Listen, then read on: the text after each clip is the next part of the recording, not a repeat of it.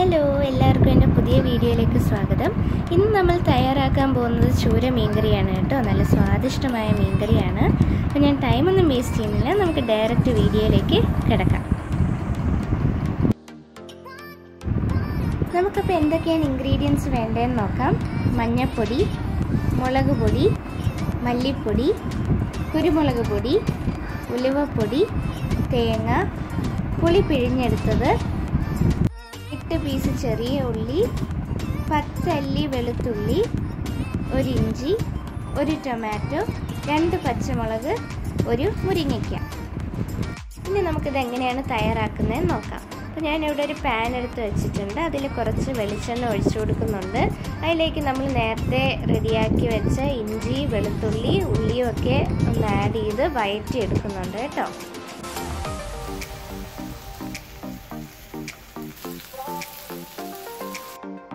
എല്ലാം ഇവിടെ വഴണ്ട് വന്നിട്ടുണ്ട്. ഇനി നമ്മൾ നേരത്തെ എടുത്തു വെച്ച തേങ്ങയിലേക്ക് ആഡ് ചെയ്ത് കൊടുക്കാം. ഇത് ശ്രദ്ധിക്കേണ്ട ഒരു കാര്യം എന്ന് വെച്ചാൽ തേങ്ങയുടെ പച്ചപ്പ് മാത്രം ഒന്ന് മാറ്റിയാൽ മതി കേട്ടോ.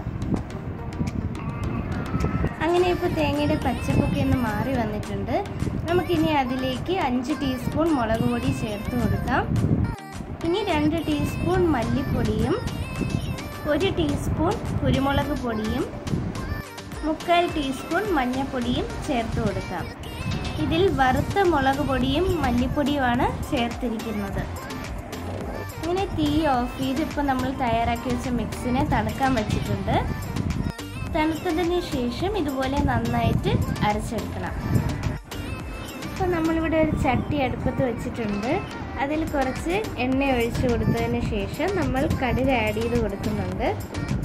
കടുകെല്ലാം പൊട്ടിക്കഴിഞ്ഞതിന് ശേഷം ഇതുപോലെ ഉള്ളിയും മുളകും ഇട്ട് കൊടുക്കാം.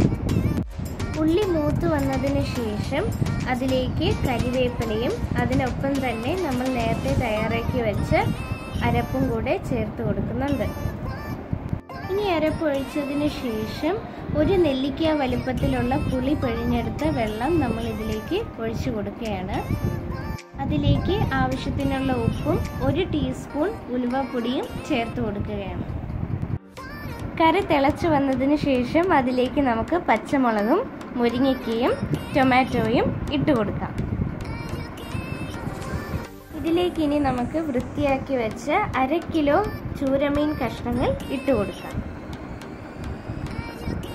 ഇനി ചെറുതായിട്ടൊന്ന് ഇളക്കി കൊടുത്തതിന് ശേഷം നമുക്ക് മീൻകറി അടച്ചിടാം.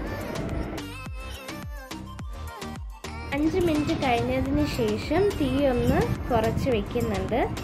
ഇടയ്ക്കിടയ്ക്ക് ഇതുപോലെ ഇളക്കി കൊടുക്കുകയും ചെയ്യണം. ഇപ്പോൾ 20 മിനിറ്റ് ആയിട്ടുണ്ട്. ഇനി ഒരു 5 മിനിറ്റും കൂടെ കഴിഞ്ഞതിന് ശേഷം നമ്മുടെ മീൻകറി റെഡിയാവും.